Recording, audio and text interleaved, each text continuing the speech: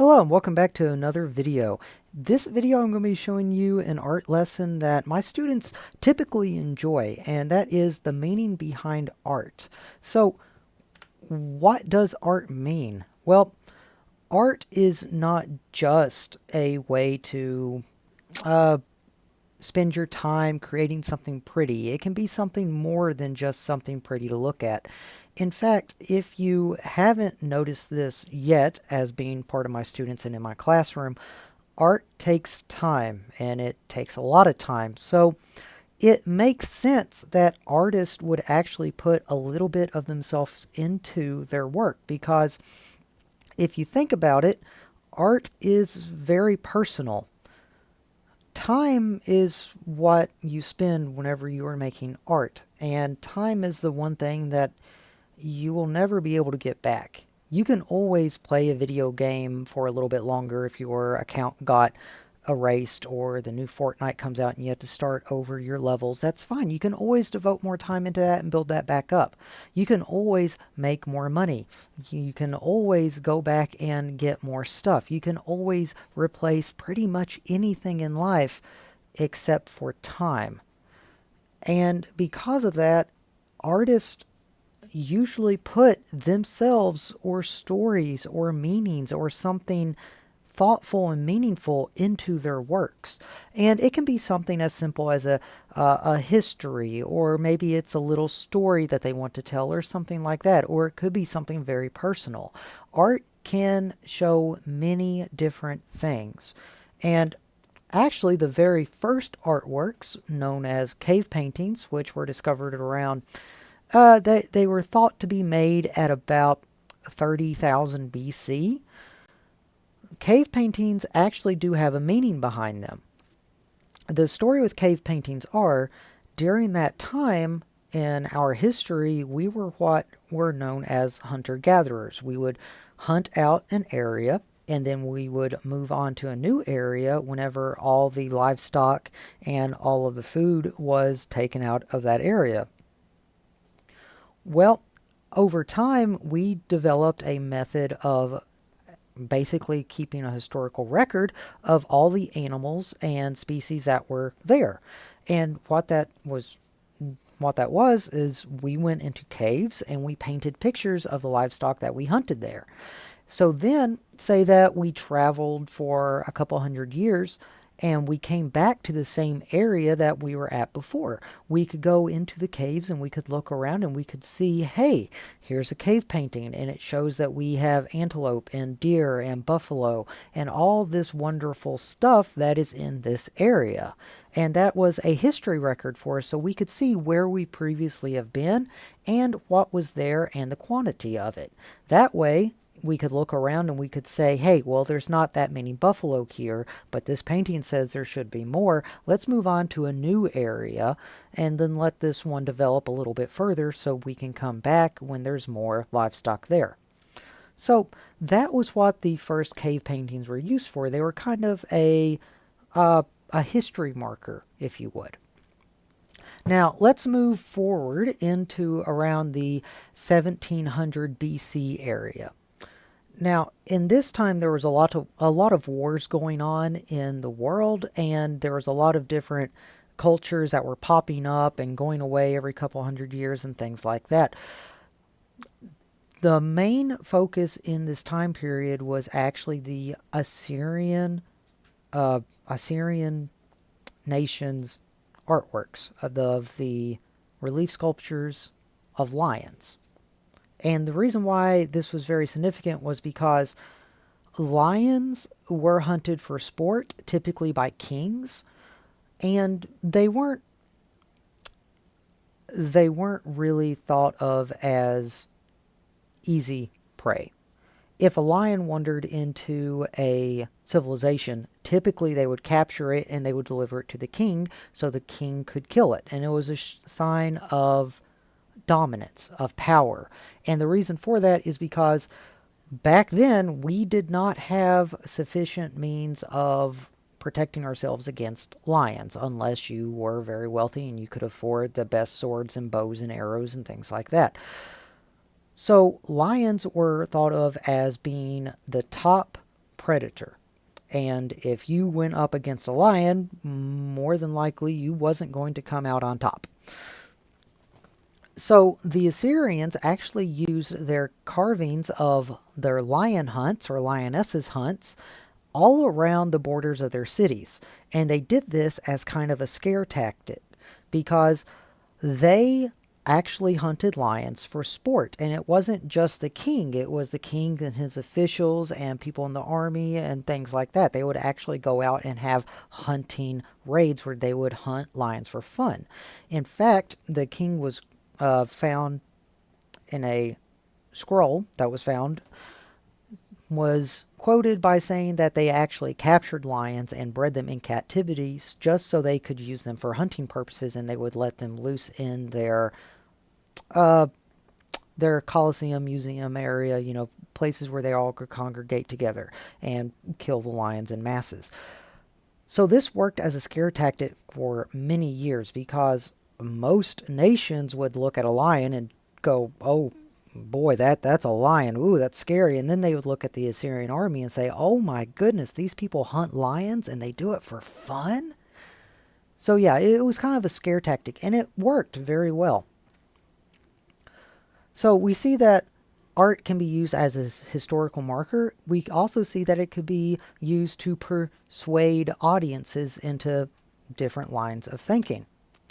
Well, let's look at a more modern artwork made in the 1700s, late 1700s, and this is in the style of Neoclassicism.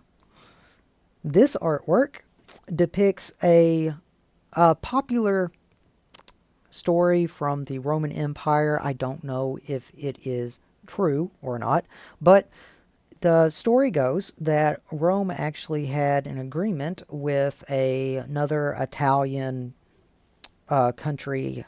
I'm not really for sure the name of it, but they had an agreement with them that said instead of going to war, what they would do is they would send 3 of the king's sons on both sides to battle, and whoever won would be the victor in the war that they were going to have. And this artwork depicts that. It shows 3 Roman sons of the king, and they are reaching their hand out, willing to take the gauntlet of the swords that the king is handing to him or them, willing to go out, risk their lives, and sacrifice themselves for the country that they grew up in. They are willing to fight for everyone. And then over to the side, in the back, you can see the wives crying over the sons that were going to go out. And then you also see their mother cradling their other children in the background. Very touching, moving artwork. And it tells the story of how they went out and were preparing to go into war.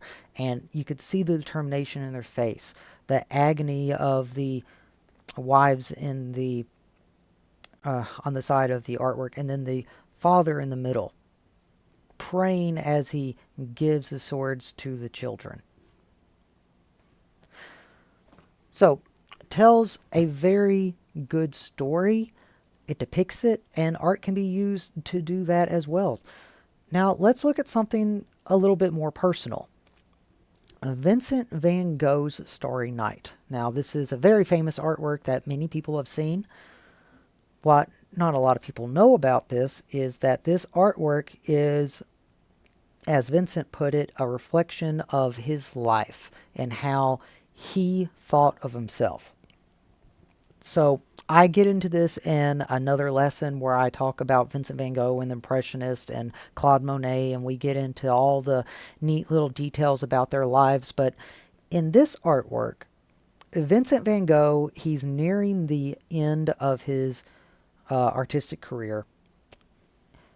And there's lots of stuff going on in here. He basically just hit the plateau in his life. He doesn't think that there's really much else going on because of his eating habits and things that he was doing that really wasn't healthy for him. His internal organs were starting to shut down. He was in a lot of pain, and he knew that something bad was going to happen to him for too much longer.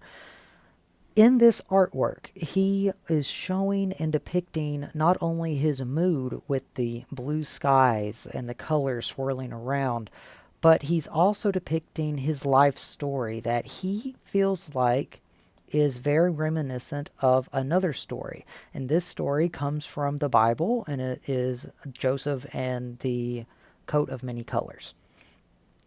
Vincent van Gogh actually lines his life up with that story, and he does so in this artwork.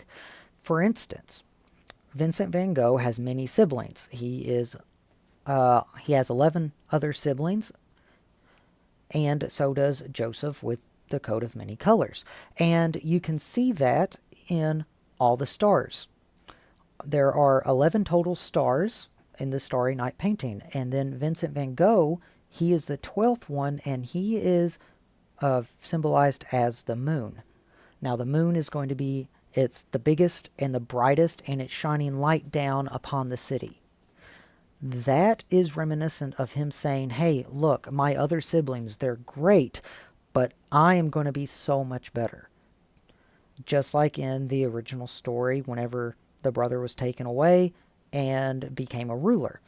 Vincent van Gogh thought that he was going to become a ruler, where he was going to be looking down on the city from where his art strived and where he became known as the best artist in the world. The tree, which most people look at and they think it's a church or a building or something like that, it's actually an evergreen tree, which means that it's going to stay green and flush year-round. And that counterbalances everything else, where it doesn't really look like much, but at the same time, it is growing nonstop, and it symbolizes his growth as an artist. Okay, so we looked at how artwork can tell a story. We looked at how artwork can be a historical document. We looked at how it could be persuasive, and we also looked at how it could be very personal. So now I'm going to show you an artwork that is very political. This artwork is depicting Napoleon, and he is riding on a horse going up the side of a mountain, and you can see the advancing army behind him, and he is leading the army to victory. Now, for any of you who are familiar with horses, you probably know that a horse could never go up a mountain like that, a rocky mountain. Horses were not designed to be like that. I mean, they're just not made to be on rocky surfaces like that. Horses are primarily rode on level ground, plains, wooded areas, things like that. In actuality, a mountain is not where a horse needs to be. A donkey would be perfectly suitable for a mountain, however, and more than likely Napoleon probably did ride a donkey going up that mountain. But that would not look as stunning and as powerful as a steed. So they actually replaced the donkey with a model of a horse, painted that in. And if you notice, Napoleon, he is historically known for being short. In actuality, he wasn't short, he was just normal height. But the reason why everybody thinks that he is short is because of all of his pictures that he is depicted in. If you were to take Napoleon in this artwork off that horse and stand him up, he would actually be as tall as the horse. And not as tall as a horse standing up, I mean as tall as the horse whenever he is in that position where he's leaning back and neighing. Napoleon would be over 7 foot tall in this artwork. In actuality, he was just average height. So that's why everybody thought that he was short. He's not, he's just average. But if he was painted his actual height, it would not give the illusion or the impression that the artist was going for, where Napoleon was big and strong. He had to be tall, he had to be muscular, he had to overwhelm the viewer. And that was propaganda. This whole painting is propaganda for Napoleon. Napoleon was made to look mean, rough, rugged, and tough, and nobody needed to mess with him, and that's what the artist was trying to do. Okay, and now comes to your assignment. We have looked at many different artworks. I have shown you how they can be displayed in many ways, how they could tell different stories, and how they can actually be used. Now is your time to go to an online gallery, which I've personally set up, and the link is going to be in the description. Now, there are famous artworks there. You just need to go select an artwork from the list of many artworks that you can pick from, and you need to answer 3 questions. 1, what do you feel the story behind this artwork, or what was the artist trying to say? So what do you think the story is, or what do you think the artist was trying to say? That is question 1.